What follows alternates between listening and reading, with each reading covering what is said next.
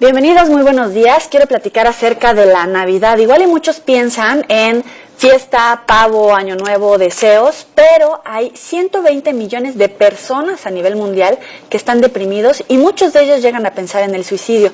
Por eso está con nosotros Leticia García. Ella es miembro de la Clínica de la Sociedad Psicoanalítica de México. Bienvenida. Muchas gracias, Joely. Oye, son 120 millones en el planeta. Aproximadamente, sí. ¿Cómo llega a suceder? O sea, estamos en época navideña y de repente hay gente que está deprimida y ni siquiera lo sabe.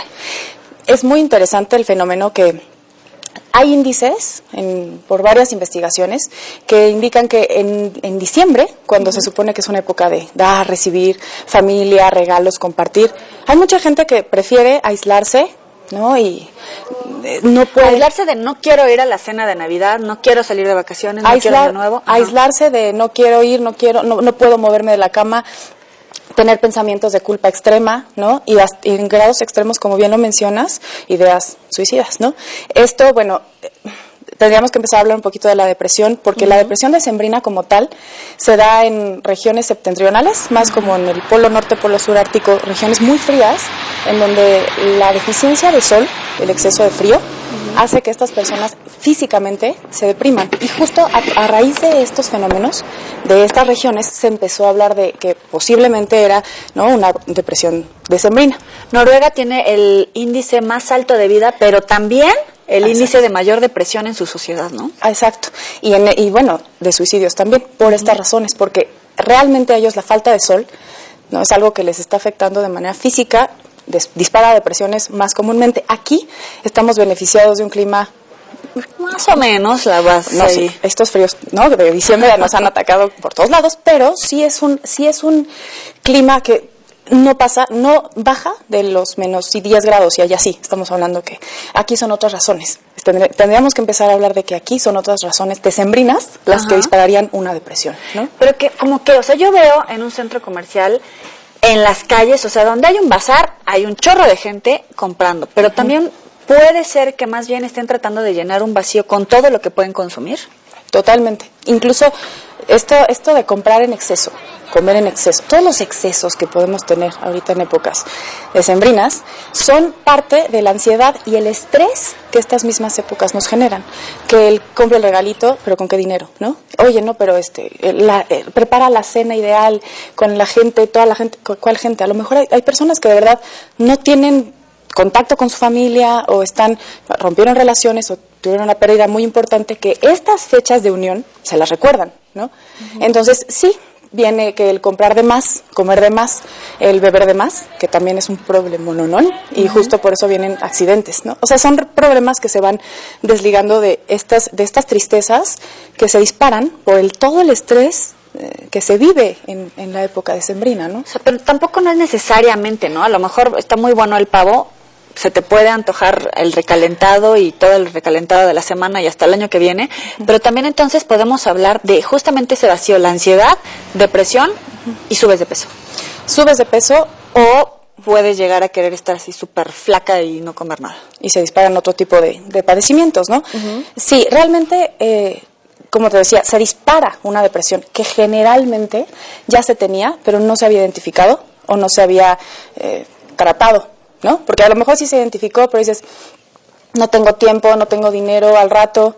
Y en estas fechas donde te digo, hay muchísimos recordatorios de lo que, ¿no?, del aparador, de la vida aparador, de lo que debería ser, de la reunión, del estrés, que tengo que hacer muchas cosas, y la soledad, que a veces se incrementa, se dispara algo que a lo mejor se dejó relegado un poco. Oye, también en las clínicas, básicamente, el agosto de los cirujanos plásticos es la época decembrina y a veces la temporada vacacional de verano, ¿no? Justamente porque por este rollo de querer cambiar para el año que viene y entonces estás más flaca, más voluminosa de algunos lados. Sí, híjole, es un temota, ¿no? La parte de lo físico, todo lo que puede cubrir lo físico. Como bien lo decías hace unos momentos, comprar de más, comer de más, son actividades que nos distraen.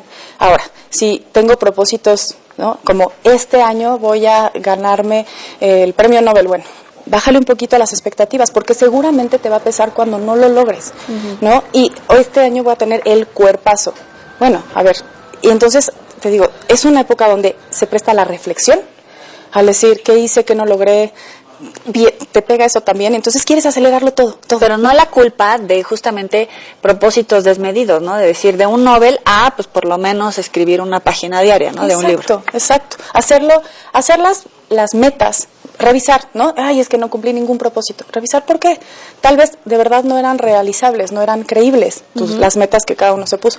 Y bueno, eso deprime a cualquiera, ¿no? Cuando no cumplimos lo que queremos. Oye, pero es bien difícil decir, tengo un problema psicológico, ya no digas reconocer la depresión, ¿no? ¿Cuáles son como los indicativos, los focos rojos para decir, tengo un problema psicológico que de verdad necesito atender? Mira, yo creo que este tema es clave en una línea. La depresión es una enfermedad gravísima que ha sido generalmente relacionada con debilidad, imposibilidad o discapacidad, que en un grado extremo sí es una discapacidad tal cual, pero ahí entra la parte de la problemática, asumir, tengo un problema, sí estoy deprimido y necesito ayuda. No, porque entonces si necesito ayuda soy débil, no sirvo, soy un bueno para nada, ¿no? Pero ¿cómo te das cuenta? O sea, estás ahí acostada en tu cama. ¿Cómo dices, en realidad tengo un problema de depresión? Sí, tengo un problema, tengo un problema de depresión.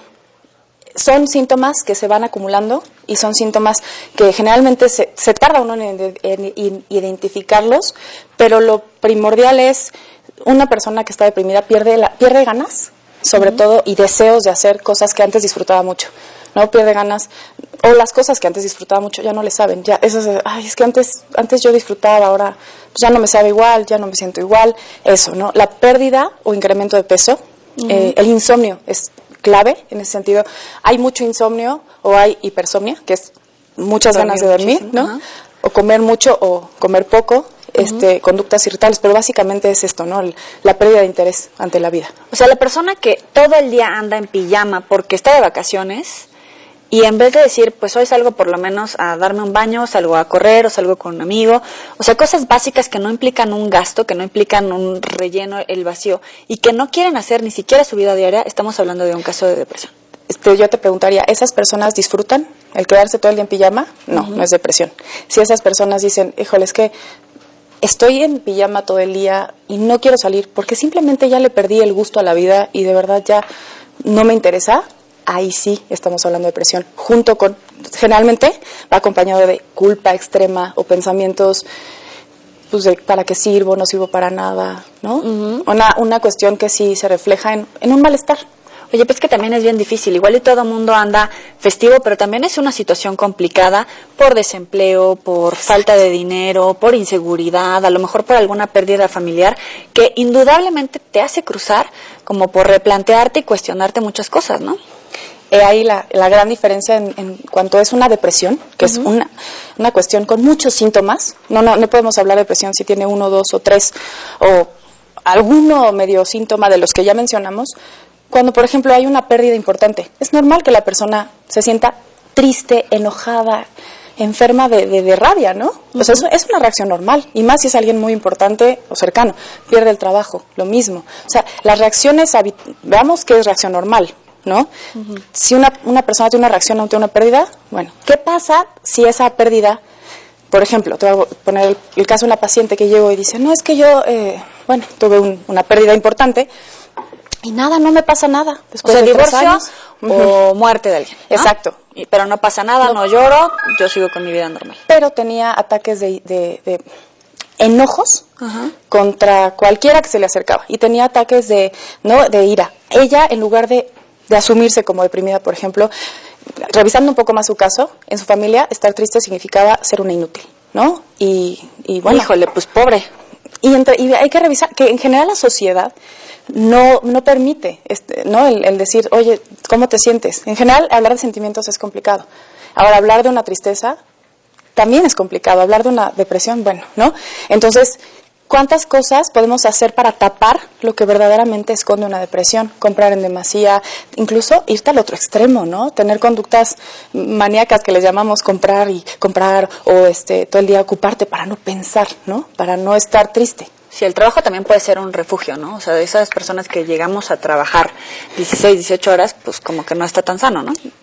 Es finalmente, habría que revisar. La parte está en el disfrute, ¿no? Creo que la diferencia clave es el disfrute. Si lo disfrutas, si realmente llegas cansado y dices, ay, qué rico, otro día quiero otro más, bueno, que bien, estás haciendo algo que te gusta y estás en lo tuyo, ¿no? Pero si al final del día dices, híjole, sí, pero estoy demasiado cansada y me gustaría ver a mi familia y no sirvo para nada, y a ver, ¿no? O sea, si se acompaña, pues hay que revisar qué pasa. ¿Cómo le planteas a una persona, necesitas ir con un especialista, por lo menos a que te evalúe, a ver si tienes un caso de depresión? Uh-huh. Por ejemplo, en familiares, ¿no? Eso es bien importante, porque mira, la gente que ha vivido deprimida mucho tiempo, también una de las características es que su círculo social es disminuido, porque no revisamos que también es una persona que se aísla, que no le interesa relacionarse. Uh-huh. Entonces, bueno, pues difícilmente también, ese es lo peligroso de la depresión, la soledad, que nadie lo detecta y le dice, oye, ve atención, cuidado. Ese es el peligro de la depresión. Ahora, cuando son casos que de pronto la persona cae y su círculo social o sus redes sociales son fuertes, pues justo es identificar en ellos estos síntomas y decírselos, porque hay veces que, ay no, lo vamos a molestar, no, pues pobrecito, está deprimido, se le va a pasar. Pero tal vez es bien difícil, la mayoría de la gente no es tan fácil que le digas, necesitas un psicólogo y que te diga, sí, encantado, por una cuestión económica, por una cuestión de, van a decir que estoy loco, o sea, ¿cómo es la mejor manera de acercarlo? Ok, sí, ese es un gran tabú, ¿no? La salud mental a veces causa mucho miedo. Creo que la mejor forma de abordar a alguien que quieres es decirle, estoy preocupada por ti, porque estoy viendo esto, los síntomas que hemos ya abordado, que es, ¿no? Oye, te aíslas, te siento como decaído, como desinteresado por todo, me preocupas, ¿no? Tal vez sería bueno que te revisaras, uh-huh, porque puede ser un problema de salud más grave de lo que crees. Uh-huh. Oye, danos la referencia de dónde te podemos buscar. Estás en la clínica de la Sociedad Psicoanalítica de México. Los precios son accesibles, tienen varias clínicas. Es bien importante. ¿Te acuerdas que ahorita me decías, no? Es que mucha gente pone el pretexto del precio.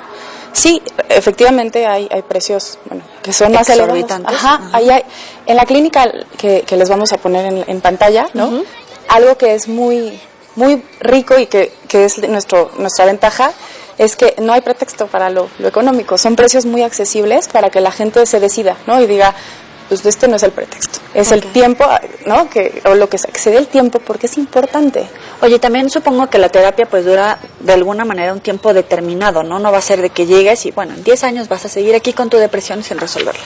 Oye, esto depende de cada persona, uh-huh, definitivamente, porque hay personas que ya llevan como un proceso, ¿no? Un proceso ya adelantado, sea propio, sea reflexivo, sea de que han leído, que están más ávidos de cambiar, de entender sobre todo ciertas actitudes y de lidiar con sus emociones. Hay personas que es un proceso más largo porque hay que empezar desde cero, desde que esas personas que me dices, ¿no? Que como si ni siquiera ellos se dan cuenta, de que ellos asuman que tienen un problema, uh-huh, y de ahí para ¿Hay diferentes tipos de terapias? Sí, sí, hay diferentes tipos de terapias. Está la conductual, dependiendo, la psicología tiene varias corrientes, ¿no? Uh-huh. La conductual, que es más de conductas, uh-huh, modificar conductas y funciona, ¿no? La humanista y la psicoanalítica, que es más de corte trabajar lo emocional. Nosotros trabajamos psicoterapia psicoanalítica y psicoanálisis. Ok, vamos a seguir platicando ahorita con ella de cómo disfrutar la vida y de paso la temporada decembrina, el año nuevo, vamos a hacer aquí nuestra lista y cómo superar una depresión. En unos minutos más regresamos para platicar con la doctora Leticia García. En unos momentos más regresamos.